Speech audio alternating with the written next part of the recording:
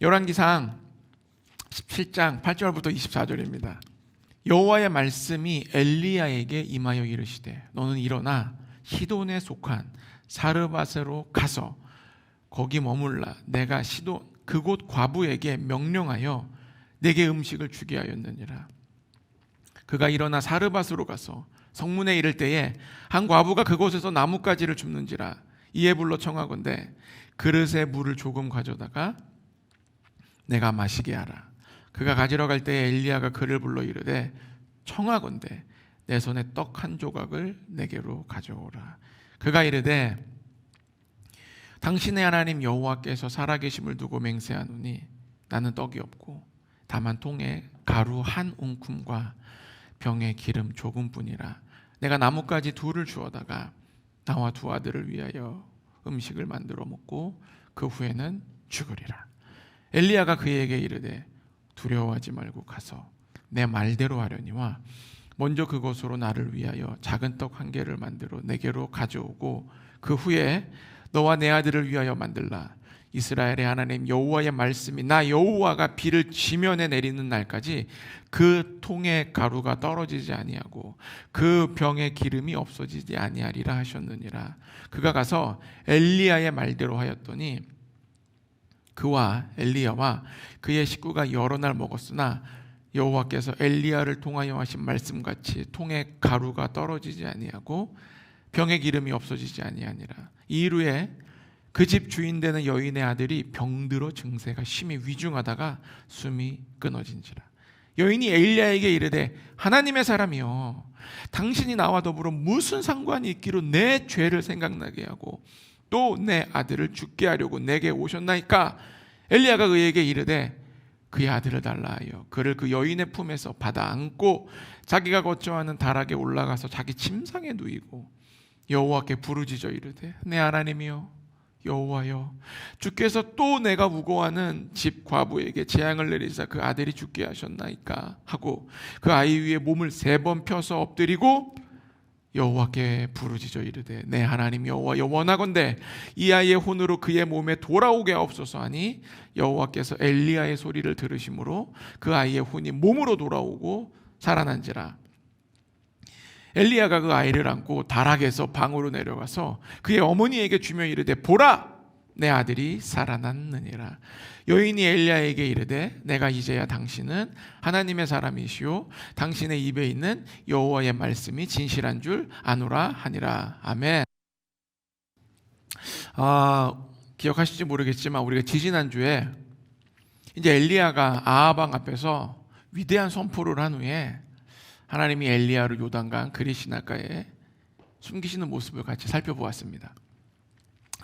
오늘은 하나님의 명령을 따라서 영적 전쟁을 수행하고 있는 하나님의 위대한 장수 엘리야를 하나님이 어떻게 다루시는가의 모습을 통해서 하나님이 우리를 어떻게 다루시는지 같이 살펴보고자 합니다. 그래서 오늘의 설교 제목은 하나님이 우리를 다루시는 방법입니다. 이제 엘리야가 이제 시냇가에서 있는데 점점 물이 마르고 까마귀가 오지 않았습니다. 엘리야는 좀 불안했을 거예요. 나의 다음은 어떻게 되는 건가? 여기서 죽는 건가? 하나님의 계획이 뭔가? 음식도 없고 물도 없고. 근데 하나님의 말씀이 임했습니다. 이제 내가 이세벨을 치겠다. 내가 북이스라엘을 새롭게 하겠다. 이 땅에 나의 종들을 일으켜서 여호와의 왕국을 일으키겠다. 이런 엘리야가 기대했던 말씀이 전혀 아니었어요. 하나님의 말씀은 간단합니다. 너는 일어나 시돈에 속한 사르밧으로 가서 거기 머물라. 내가 그곳 과부에게 명령하여 내게 음식을 주게 하였느니라. 굉장히 실망스러운 말이었을 거예요. 자기 목숨을 걸고 자기는 여호와의 전쟁을 위해서 왕 앞에서도 목숨을 걸고 선포했는데 지금 하나님이 영광을 보여주어야 될 시점에 엘리야의 기대와 전혀 다른 말씀을 하십니다. 하나님의 그 방법과 기대는 우리의 방법과 생각하는 분명히 다름을 우리는 인정해야 돼요. 그것을 인정해야지만 하나님을 따를 수가 있습니다. 첫 번째는 우리는 엘리야처럼 최소 3번은 나의 뜻을 버려야 됩니다. 하나님이 엘리야에게 이스라엘을 떠나서 가라고 한 그곳이 시돈 땅이에요. 시돈은 이세벨의 나라예요. 이세벨의 아빠가 왕으로 있고 이세벨이 공주였던, 시돈에서 이세벨이 북이스라엘로 시집 온 건데 하나님은 시돈으로 가라 그래요. 어쩌면 엘리야가 가장 싫어하는 나라 중에 하나가 시돈이라는 나라일 수도 있어요. 근데 하나님은 그곳을 제 2번째 피난 지역으로 선택하십니다.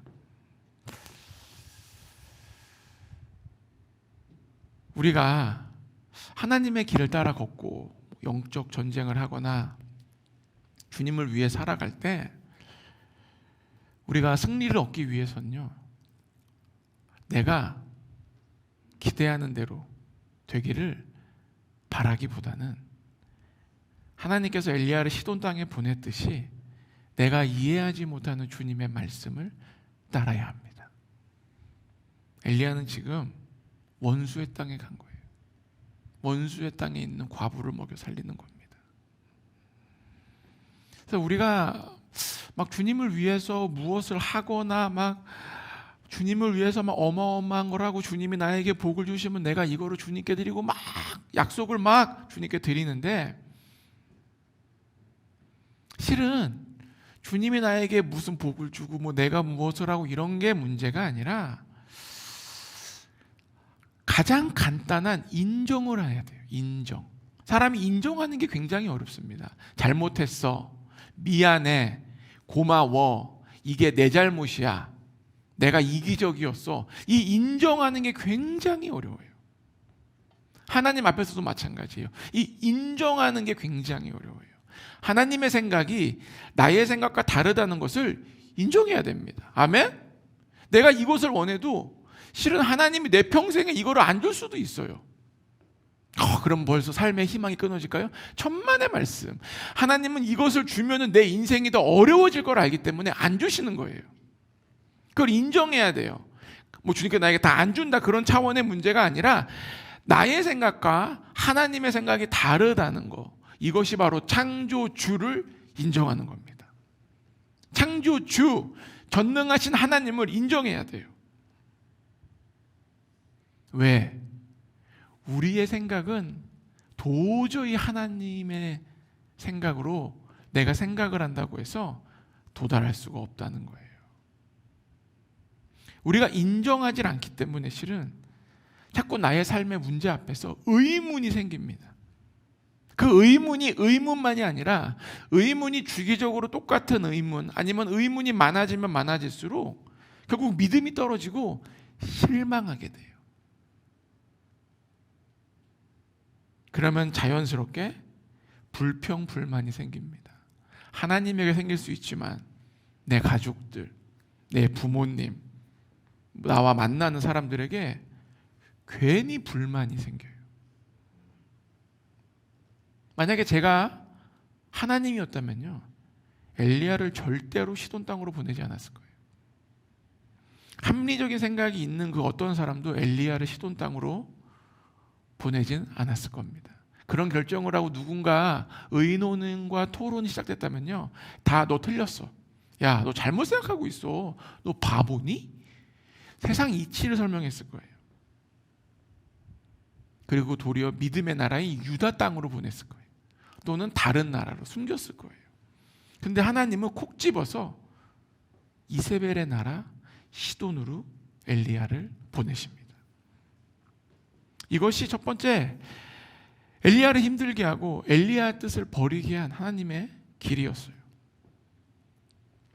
근데 하나님께서 엘리야를 시돈 땅으로 보내는 그 포기를 했으면 이제 하나님이 복을 주시고 세기를 주셨어야 되는데, 주님은 계속 포기하게 합니다. 9절에 보면요, 너는 일어나 시돈에 속한 사르밧으로 가서 거기 머물라.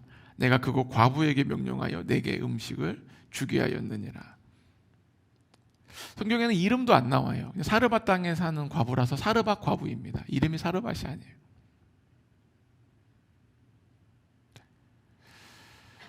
시돈 땅도 감당하기 힘든데 하필 과부에게도 갈 것을 명령하십니다. 그 당시 과부는 지금 우리가 얘기하는 뭐 돌싱 그런 개념과는 완전히 다른 거예요. 정말로 가장 가난하고 가장 어렵고 가장 힘든 사람들이에요. 신명기 24장 19절에 뭐라고 써있는 줄 아세요? 내가 밭에서 곡식을 뺄 때에 그 한 뭇을 밭에 잊어버리거든 다시 가서 가져오지 말고 나그네와 고아와 과부를 위하여 남겨두라. 그리하면 내 하나님 여호와께서 내 손으로 하는 모든 일에 복을 내리시리라. 그러니까 추수할 때 가다가 까먹었어. 한 도랑을 내가 까먹었어. 다시 가서 추수하지 말라는 거예요. 왜? 그 남겨진 도랑에 과부, 고아, 나그네들이 와서 그것을 따서 삶을 연명하게 하라는 하나님의 명령이 있는 거예요. 이게 뭡니까? 기본적으로 고아와 과부는 밭이 없다는 걸 가정하는 거예요. 가난하고 가장 약하다는 것을 지금 가정한 상태에서 하나님께서 말씀을 주시는 겁니다. 하나님은 과부와 고아와 나그네들이 이스라엘 땅에서 최소한 생명 유지할 수 있는 장치를 만들어 주신 겁니다. 사회에서 가장 최약층이었어요. 가장 가난하고 힘이 없는 과부에게 하나님부터 엘리야를 보내십니다. 시돈 땅에 가라는 명령 들을 때부터 막 의문이 드는데 곧바로 과부에게 보내신 하나님을 보면서 역시 영적 전쟁의 승리는 그 승리하는 방법은 내 생각과 다르다. 내가 생각하는 방법과 수단과는 완전히 다르다는 것을 인정해야 돼요. 조금 다른 게 아니에요. 완전히 다른 거예요. 그래서 하나님이 내가 원하는 길이 아니라 다른 길을 가라 그럴 때도 있어요.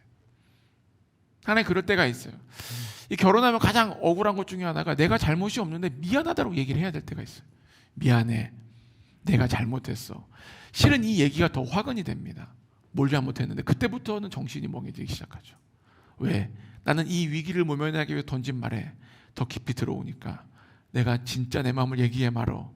얘기하면 이게 더 어려워질 것 같고 안 하려니까 억울하고 이 갈등이 계속되기 때문에 남자들은 자리를 피하는 거예요. 미안해.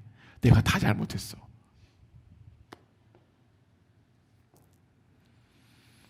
하나님의 그 길은 너무나 우리와 달라요.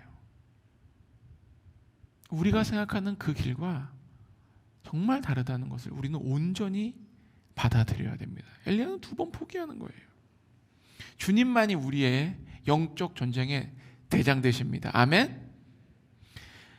우리는 세상을 창조하시고 이 세상을 사랑하시는 그 대장의 명령을 나의 이해에, 나의 지식 수준에, 나의 이성에 그것보다 우선순위에 두어야 돼요.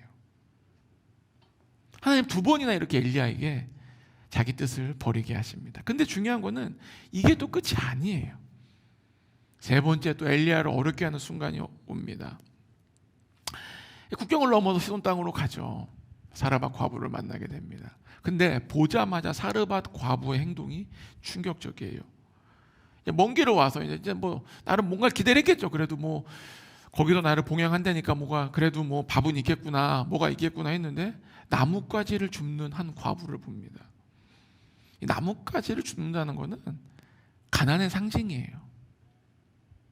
이 부잣집과 가난한 집은 옛날에 보면은 이렇게 밖에 그 부잣집들은 이렇게 집을 두르는 울타리가 정확히 있고 그 안에 이렇게 방이 있고 이렇게 막 겨울을 대비해서 나무도 쌓여 있고 뭔가 이래야 되고, 가난한 집은 뭐예요? 대충 나무 몇 그루 있고 아무것도 없어. 그냥 집만 있는 거예요. 땔감이 충분하지 않은 거죠. 아무것도 없는 건데 이 나뭇가지를 밖에서 줍고 있다? 극단적 가난을 상징하는 거예요. 정말 가난하구나. 예상했지만 진짜 가난하구나. 그리고 처음 보는 과부에게 이제 물을 달라고 갑자기 떡 한 조각을 달라고 부탁합니다. 근데 그 질문을 하는데 충격적인 이야기를 듣게 됩니다. 12절 그가 이르되 당신의 하나님 여호와께서 살아계심을 두고 맹세하노니 나는 떡이 없고 다만 통에 가루 한 움큼과 병에 기름 조금뿐이라 내가 나뭇가지 2을 주어다가 나와 내 아들을 위하여 음식을 만들어 먹고 그 후에는 죽으리라. 과부가 나에게 음식을 줄 줄 알았는데 자기는 아무것도 없다는 거예요. 그리고 나무를 몇 개 주서요? 2개. 왜요?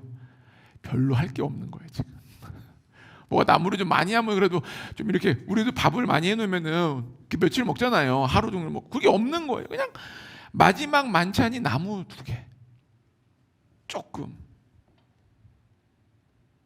이 엘리야의 실망감. 여러분, 만약에 여러분이 주님의 뜻 따라 이 상황을 계속 1, 2, 3로 맞았다고 해봅시다. 실망감이 이거 보통이 아니었을 거예요. 우리의 삶에서 삶이 아름답게 우리 모두가 다 그 성공의 사다리를 오르기 원합니다. 한 칸 한 칸 올라가고 싶어 해요. 근데 그 한 칸 한 칸 올라가는 게 쉽지 않을 때가 실망스럽습니다. 그리고 어떤 사람은 한 칸 한 칸 못 올라가니까 한 번에 점프를 뛰고 싶어 해요. 아무것도 없는데 갑자기 이 정도가 되고 싶어 해요. 그러면은 계속 실망감이 옵니다. 왜? 한 번에 점프 뛰기가 쉽지 않아요. 로또 맞는 게 그렇게 쉬워요? 로또 맞는 게 쉬워요? 아니에요. 로또 맞는 것보다 지나가다가 벼락 맞는 게 낫다 그러잖아. 로또 맞기 쉽지 않습니다. 한 번에 뛰는 은혜로 될 수는 있지만 그것에 너무 집착하게 되면 계속 실망스러운 일이 덮쳐요. 실망스러운 일이 계속 지속되면요, 우리 생각을 합니다. 이게 적들의 공격이구나. 또는 나의 잘못이다. 내가 부족하구나. 막 나를 탓합니다. 또 이거 아니야. 내 잘못이 아니야. 저 사람 잘못이야. 그러면서 막 그 사람을 탓합니다. 그리고 어떤 사람은 과연 하나님이 살아계시는가? 하나님이 살아계신다면 이럴 수 있나? 그러면서 막 신앙이 막 없어지기 시작합니다. 근데 중요한 건 뭐냐? 내가 보기에는 나의 기대와 뜻과 다른 이 일련의 사건들이, 이 실망스러운 일이 하나님의 역사를 위한 기초석일 수 있다는 거예요. 그거를 믿는 것이 믿음입니다. 엘리야는요, 이런 3번의 실망스러운 일을 계속 마주했음에도 좌절하거나 무너지지 않아요. 이 하나님께서 3번이나 막 실망스러운 일을 연달아 던지시지만 끝까지 하나님을 따라갑니다. 저는 우리 모두가 다 끝까지 하나님의 자녀가 되기를 예수의 이름으로 축복합니다. 2번째는 기적의 약속을 믿어야 합니다. 하나님이 주신 놀라운 말씀을 엘리야는 믿었어요. 믿고 과부에게 전합니다. 14절 보십시오. 이스라엘 하나님 여호와의 말씀이 나 여호와가 비를 지면에 내리는 날까지 그 통의 가루가 떨어지지 아니하고 그 병의 기름이 없어지지 아니하리라 하셨느니라. 이 말씀을 통해 알 수 있는 건요, 지금 엘리야가 선포한 이 가뭄이 북이스라엘만 아니라 그 북서쪽에 있는 시돈 두로 그쪽 땅에도 임했다는 걸 알 수 있어요. 이 가뭄이 끝날 때까지 그 통의 가루가 떨어지지 아니한다고, 병의 기름이 없어지지 않을 거라는 여호와의 말씀을 전합니다.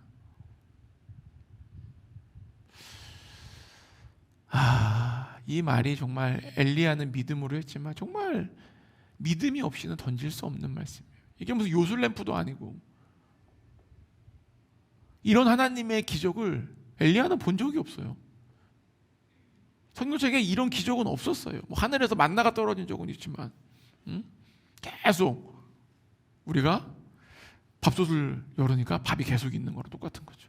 찬장을 여니까 햇반이 맨날 있는 거야. 우렁각시가 있는 것도 아닌데. 이 말을 과부에게 전합니다. 그러면서 뭐라 그래요? 마지막 먹고 싶은 그거 나 줘라. 이 엘리야는 정말 기적 같은, 기적을 믿었던 진정한 믿음의 사람이었습니다. 엘리야의 이러한 말과 행동을 다른 방면에서 보면요, 어떻게 보면 이거 굉장히 눈치도 없고 매정해 보여요. 자기의 입속만 챙기는 사람처럼 보일 수도 있습니다. 아니, 자기 아들과 먹고 죽는다는데 그 마지막 양식을 달라는 이 엘리야의 모습 속에서 하나님의 사람의 모습이 어디 있습니까? 네? 오리를 가라 하면 심리를 가라 하고 겉옷을 달라면 속옷을 주라 그러는 예수님이 그런 말씀을 주셨는데, 엘리야가 그런 말씀을 몰랐다고 하더라도 하나님의 사람이 이러면 안 되죠. 나를 희생하고 내가 먹을 것도 양보하고 이래야 되는데 엘리야의 모습은 매정해 보여요. 매정해 보일 수도 있다는 거예요. 그래서 중요한 거는 우리의 삶에서 하나님이 나에게 매정해 보인다고 해서 하나님이 매정한 분이 아니시라는 거예요. 이거를 믿어야 돼요. 때로는 하나님이 나에게 매정해 보일 수 있습니다. 하나님 왜 이러십니까? 왜 이게 안 됩니까? 왜 이 나의 마지막까지 달라고 하십니까? 나도 부족한데 그럴 때가 있다는 거예요. 그럼에도 불구하고 하나님은 선하십니다. 아멘? 매정하지 않으세요. 우리는 결과를 알고 있지 않습니까? 가뭄이 끝날 때까지 과부는 먹습니다. 매정해 보이는 하나님이 아니에요. 우리를 위해서, 우리를 위하고 우리에게 역사하기 위해서 우리의 관점에서 하나님이 매정해 보이는 거지 하나님은 매정한 분이 아니에요. 우리가 지난주 금요일에 박승준 목사님의 아픈 과거 이야기를 들었습니다. 정말 상상할 수도 없는 가난, 그 부모로부터 온 학대. 그런데 주님께서 뭐라 그래요? 박 목사님에게 너의 부모가 너를 위해서 대가 지불을 했다.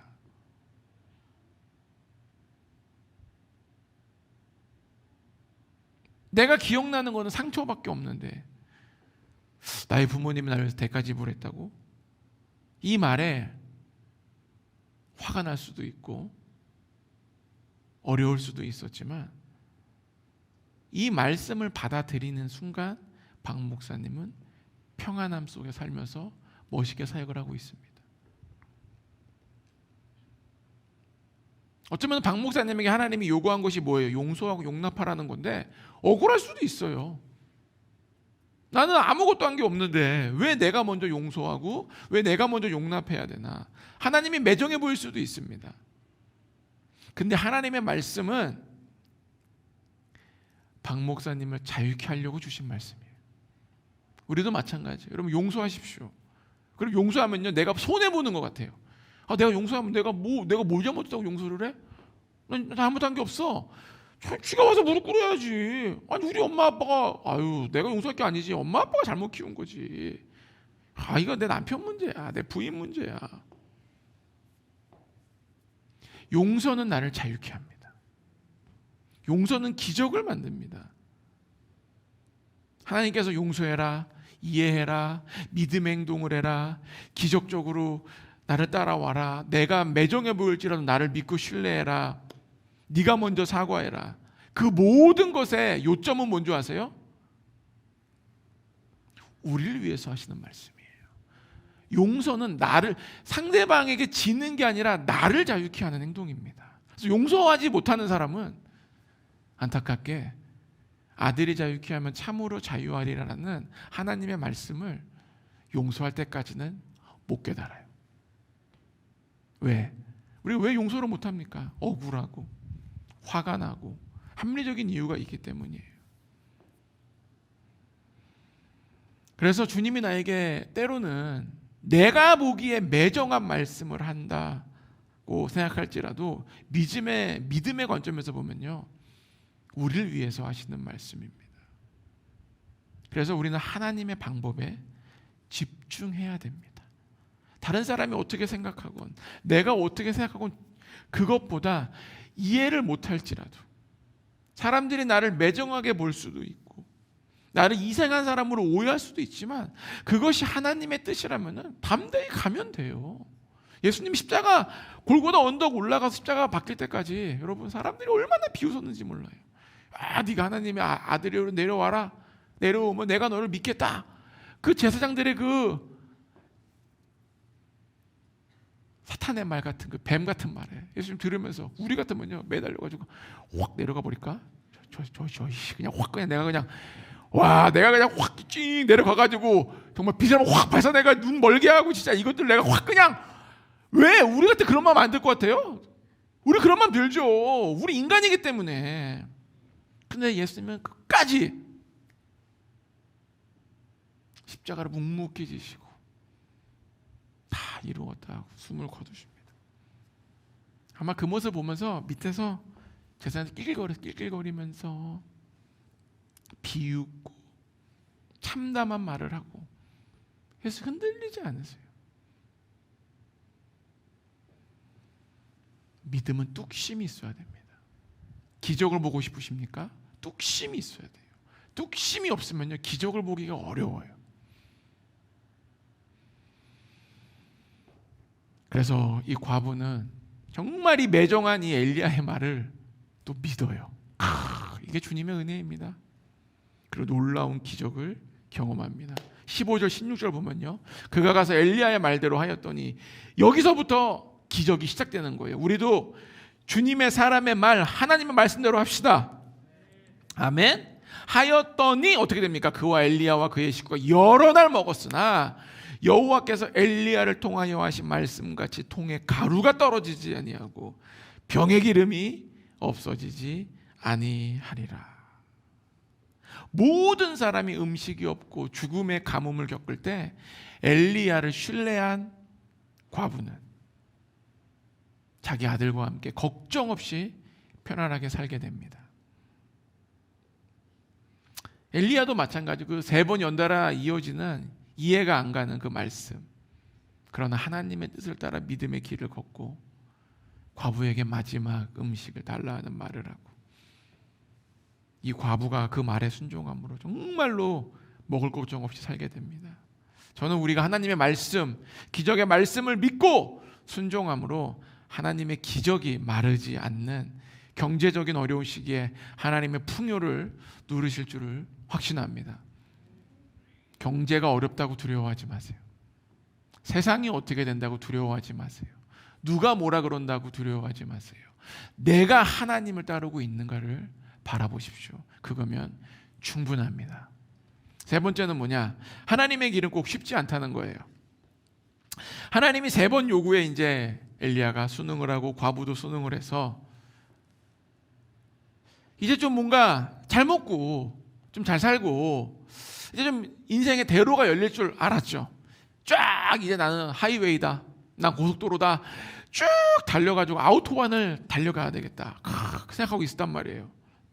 평안히 살 줄 알았는데, 그랬으면 좋았는데 안타깝지만 우리 인생이 그렇지가 않잖아요. 뭐 그런 분이 계시다면 정말 축복하고 오늘 끝나고 다 기도해 주십시오. 하이웨이만 계신 분은. 그렇지 않습니다.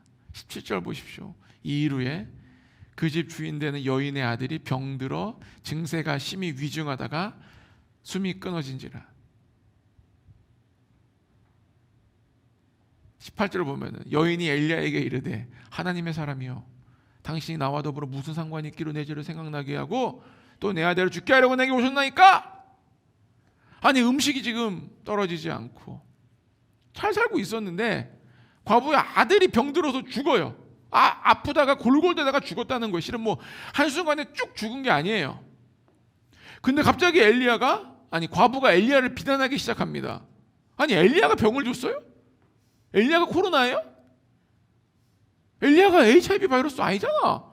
근데 갑자기 막 엘리야를 막 욕하기 시작합니다. 비난의 내용이 뭡니까? 자신의 죄가 떠올랐다. 아니, 죄가 떠오르면은 회개하면 되잖아. 그리고 당신이 내 아들을 죽게 하려고 왔다. 자기는 이미 한 끼 먹고 죽어들은 사람, 이미 세상에 없는 사람이에요. 이 사람은 지금 은혜의 인생을 살고 있는데 죽게 하려고 왔다. 말도 안 되는 소리를 합니다. 정말로 지금까지 살아있는, 자기 한 끼 먹고 죽으려고 그랬는데 지금까지 살아있는 게 정말 감사해야 되고, 감사해도 모자를 파네. 비난하기 시작합니다. 엘리야는 비난받는 게 없었어요.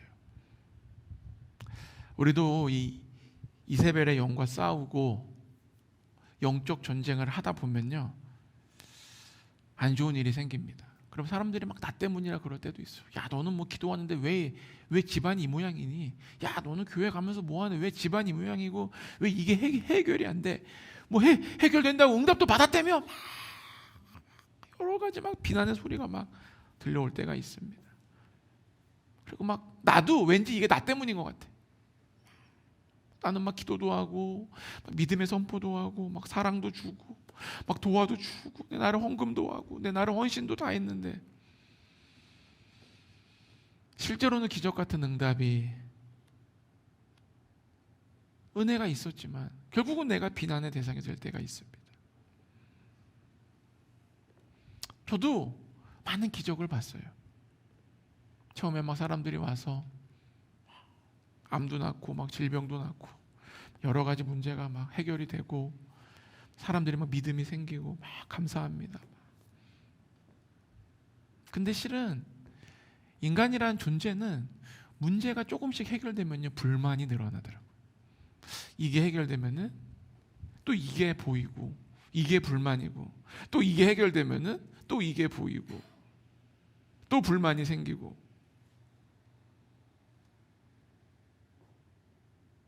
그게 뭐 실은 우리의 마음이더라고요. 불만이 많아져요 항상. 제가 생각해 보니까 기도를 하는데 옛날에 했던 기도가 떠오르더라고요. 옛날에 제가 한국 와가지고 집을 얻어가지고 교회를 시작했을 때 기도를 많이 했거든요. 하나님, 들리는 소문에 의하면은 어느 개척교회 목사님이 카페에서 교회를 하고 있대. 그러니까 카페에서 한다는 게 저는 무슨 의미인지 모르고 그때는 그냥 카페에서 주일마다 카페 사장님이 빌려준대. 그게 너무 부러웠던 거예요. 정말 너무 부러웠어요. 그래가지고 맨날 그 댄스 그룹실에 가가지고 막 메아리 치면서 여러 문 할렐루야 역 믿음 막 서로가 무슨 얘기하는지도 모르고 나도 미쳐버리겠고 막 그런 막 그리고 내 얼굴이 막 30개가 나와. 그 옆에 댄스실이니까 막 다 거울이니까 막 그때 정말 기도 많이 했거든요. 주님 카페를 저도 카페 같은 데서 좀 좋은 예배 드리고 싶습니다. 근데 카페를 얻게 됐어요. 그땐 감사했는데 좀 지나니까 나 언제까지 카페 해야 되나? 내가 이 한 여름에 내가 왜 라떼 우유를 대표해야 되는가? 손이 너무 뜨겁다. 나는 왜 이 사람들을 한 여름에 와서 라떼 핫을 시키는 건가? 야, 너 집에 가서 뜨거운 물 먹지 왜 여기서 고통을 안 해주냐? 막 그런 마음 너무 많은 거야 제 마음에서. 그래도 너무 싫은 거야. 여름만 되면 라떼 이걸 데피는 게 너무 싫은 거예요. 저는 솔직히 그 있잖아 이렇게 돼가지고 치 하잖아요. 저는 이거 잡을 수가 없는 거. 손이 너무 뜨거워가지고. 그래서 저는 소리로 했어. 저는 한 번도 이걸 잡은 적이 없어. 왜? 못 잡겠어. 그래가지고 저는 여름마다 라떼 2잔씩 나갔어. 왜? 다 아이스로 만들고 나도 모르게. 그 다음에 다시 하시. 봐보십시오. 달라고 해서 줬는데 또 주니까 불만이 생기고. 근데 이것이 저의 인생의 한 토막의 문제는 아니에요. 제 인생의 여정의 문제더라고. 감사가 없는 거죠. 이것만 조금 좋아지면 감사했는데 또 내 현실을 보니까 불만이 생기고 자꾸 남을 보게 되니까 화가 나는 거더라고. 무인도에 혼자 살면요 나 때문에 힘든 거지 다른 사람을 만나지 않기 때문에 비교할 대상이 없어서 괜찮습니다. 그래서 역시 참 우리 마음이 변질되기 쉽다. 결국 우리는 주님께 원하는 거는 끊임없다는 거를 주님은 알고 계시구나. 우리 주님 이것만 되면 감사할 것 같습니다 막 해가지고 해서 그거 얻은 이후에 지금 아직 불만이 한 번도 없으신 분 여기 계세요? 불평이 없으신 분?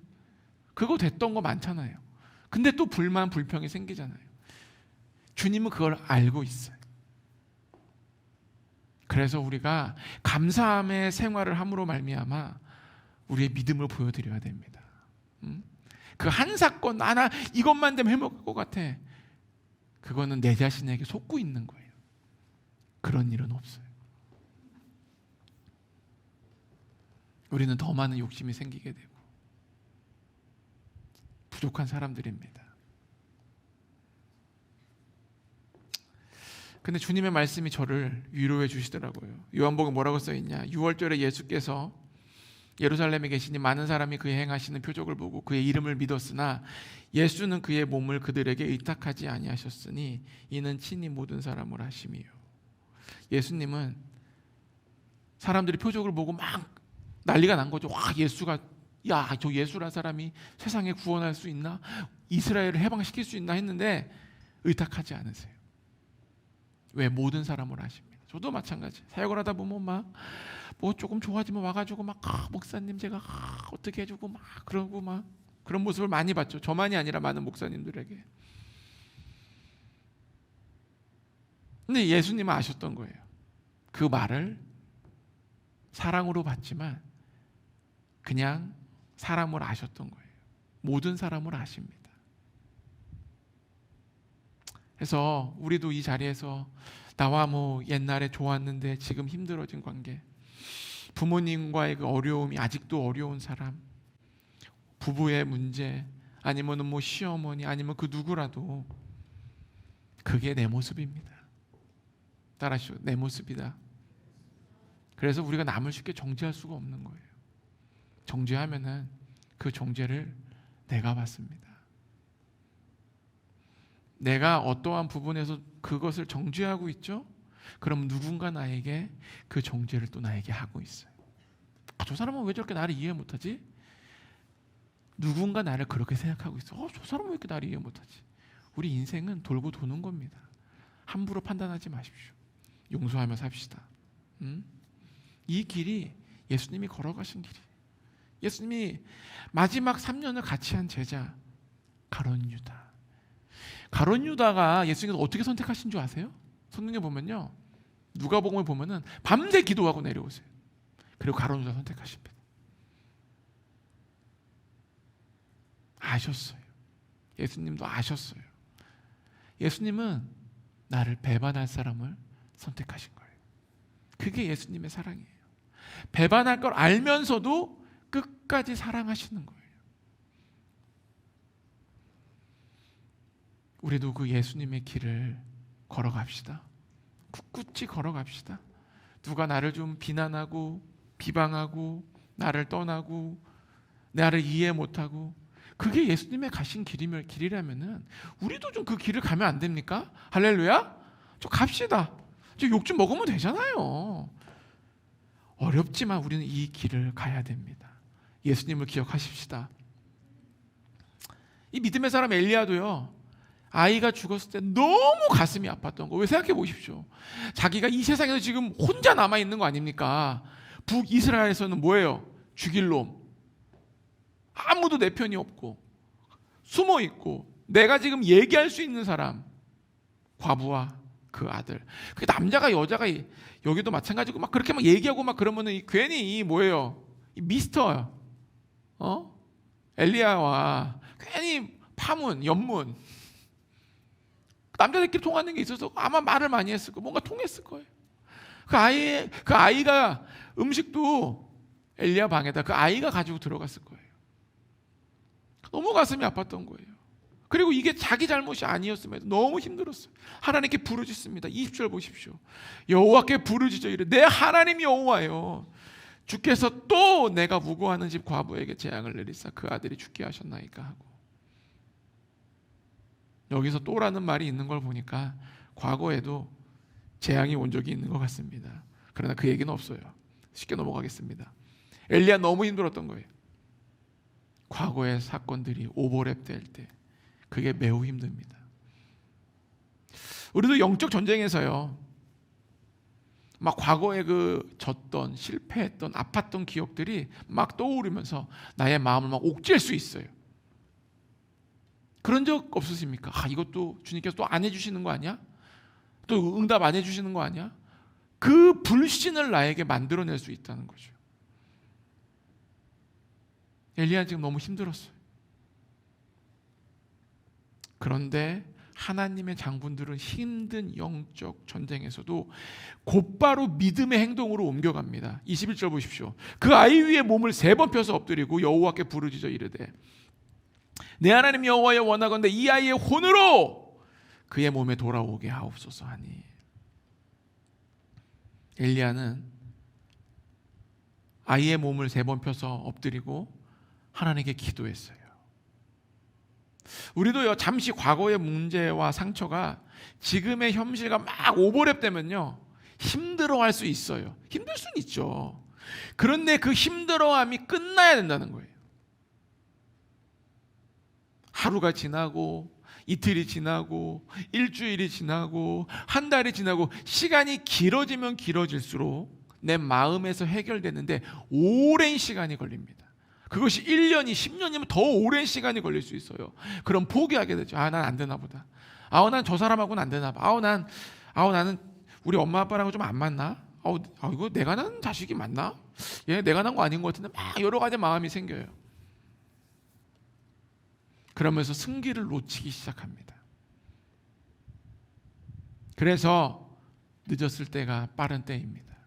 지금이라도 영적 전쟁에서 하나님을 신뢰하고 기도하고 믿음의 행동을 함으로써 모든 문제가 해결될 수 있습니다. 왠지 아세요? 십자가보다 더 큰 문제는 없어요. 예수 그리스도의 부활보다 더 큰 능력은 없습니다. 여러분이 어떠한 문제가 있던 예수 이름 앞에 굴복될 것입니다. 엘리야 앞에 죽음마저 굴복했어요. 엘리야는 부활의 권능을 체험합니다. 결국 총 4번의 믿음의 시험을 이겨낸 거예요. 그리고 모든 고난이 부활의 권능으로 승리하는 엘리야가 우리의 롤 모델입니다.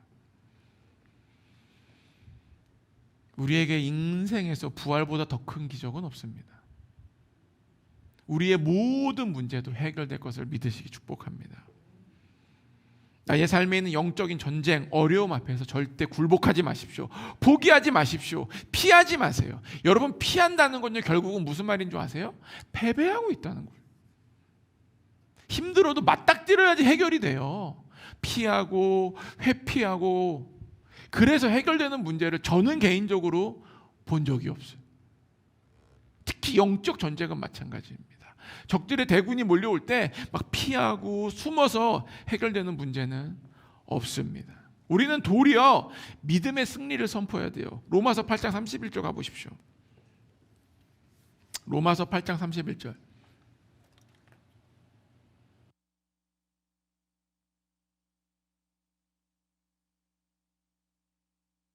같이 읽겠습니다. 그런즉 이 일에 대하여 우리가 무슨 말하리요? 만일 하나님이 우리를 위하시면 누가 우리를 대적하리요? 우리 여기다가 우리가 아니라 나의 이름을 넣어봅시다. 시작. 그런즉 이 일에 대하여 가성은이 무슨 말하리요? 만일 하나님이 가성은을 위하시면 누가 가성은을 대적하리요? 여러분, 하나님이 지금 나와 함께 하시고 나를 위하고 계십니다. 아멘? 그러면 그 누구도 그 어떠한 세력도 나를 대적할 수 없어요. 우리가 이세벨의 영과 싸우고 영적 전쟁에 있을 때 이세벨의 영이라는 흔히 얘기하는 적그리스도가 내게 와도 주님이 나와 함께 하면은 나를 대적할 수 없어요. 우리가 적그리스도를 무서워하면 안 됩니다. 적그리스도는 뭐예요? 오도록 되어 있는 거예요. 언젠간 와요. 어떤 사람들은 적그리스도가 이유 수장이 적그리스도가 된다, 교황이 적그리스도가 된다, 여러 가지 소리 있는데 다 상관없어요. 누가 돼도 상관없어. 중요한 거는 온다는 거예요. 적그리스도가 무서운 게 아니라 나의 믿음이 없음을 바라봐야 되는 겁니다. 주님이 나와 함께 하면은 100만 대군이 몰려와도 우리 싸울 수 있어요. 주님이 나와 함께 하십니다. 따라하십시오. 주님이 나와 함께 하신다. 이거를 믿으면 돼요. 사람들은 말세를 무서워합니다. 안티크리스트가 나오고 한때는 베리칩이 666이다 해가지고 제가 미국에 있을 때 미국 그 마트 앞에 가면요, 베리칩, 지옥행 해가지고 어느 교회 몇 개씩 있는지 몰라. 제가 보면서 베리칩인가? 이게 맞는 소리요? 아니요. 그게 여러분, 제가 고등학교 때, 제가 중학교 때, 그때는 또 뭐가 있었는 줄 아세요? 바코드 합치니까 666이 나온다 해가지고 바코드 숫자 세고 사람들이 그랬단 말이에요. 기억 세보신 분 있어요? 바코드 숫자 세보신 분? 없구나. 나만 셌구나. 바코드 해가지고 666 해가지고 바코드 받으면 안 된다. 바코드 지금 마트 가서 바코드 찍는 분 다 회개하세요. 바코드 이제 QR코드 넘어갔어. 다음에 또 뭐가 나올지 몰라요. 그럼 베리칩. 여러분, 기본적으로 생각해 보십시오. 명확해야지 되는 거예요. 그냥 얼렁뚱땅 받아서 구원을 못 받는다 그런 문제가 아니라는 거예요. 자꾸 베리치빈이 뭐 또 한때는 뭐예요? 뭐 코로나 뭐 백신 주사에 뭐 그거를 맞으면은 666에 들어가. 그러니까 그렇게 현혹될 수는 있는데 그렇게 이 666 뭐 이런 짐승의 마크가 그렇게 얼렁뚱땅 오지 않는다는 거예요. 믿음의 사람들은 그거를 분별할 수 있게 온다는 겁니다. 무슨 말씀인지 아시겠어요? 분명히 우리는 성령님이 우리 안에 계시기 때문에 명확하게 알 수 있어요. 그 어떤 것도 두려워하지 마십시오.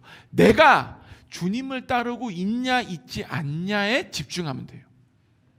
그러면은 우리는 죽을 때까지 주님 오시는 그날까지 평안히 살 수 있습니다. 과연 내가 이렇게 하면 구원 받을 수 있을까 없을까? 걱정하지 마세요. 왠 줄 아세요? 내가 죽을 때까지 잠 안 자고 그 생각을 한다고 해서 내가 구원받을 사람이 구원을 못 받고 구원 안 받을 사람이 구원받는 게 아니에요. 그 생각을 하는 것보다 주님께 기도하십시오. 주님 사랑합니다. 만나고 싶습니다. 그러면 자동적으로 내 안에 구원의 확신이 생깁니다. 그런 거 너무 막 거기에 휩싸이게 되면요, 매사가 불안한 거예요. 주님이 나와 함께하면 그 무엇도 나를 이길 수 없습니다. 말씀을 마치겠습니다. 엘리야처럼 우리의 삶에도 하나님의 길을 따라가다 보면은 영적 전쟁이 일어날 수 있고, 또는 내 앞에 이세벨의 영이 공격해 올 수도 있어요. 하나님의 뜻이 너무 이해가 안 갈 때도 있어요. 엘리야는 3번이나 자기의 뜻과 다른 모습을 겪었지만 나의 뜻을 내려놓고 주님을 따라갔습니다. 우리도 마찬가지. 끝까지 주님의 뜻을 따라가야 됩니다. 인정해야 돼요. 나의 뜻을 내려놓아야 됩니다. 하나님이 주신 기적 같은 약속을 믿어야 됩니다. 아멘. 믿으십시오. 더 큰 어려움이 생겨도 결국 하나님이 함께함으로 우리 삶의 부활과 같은 기적이 일어납니다. 결국은 뭐예요? 우리가 승리하게 됩니다. 날 따라하십시오. 내가 승리한다. 내가 승리한다. 기도하겠습니다. 하나님, 그렇습니다. 우리 안에 있는 모든 인간적인 마음들,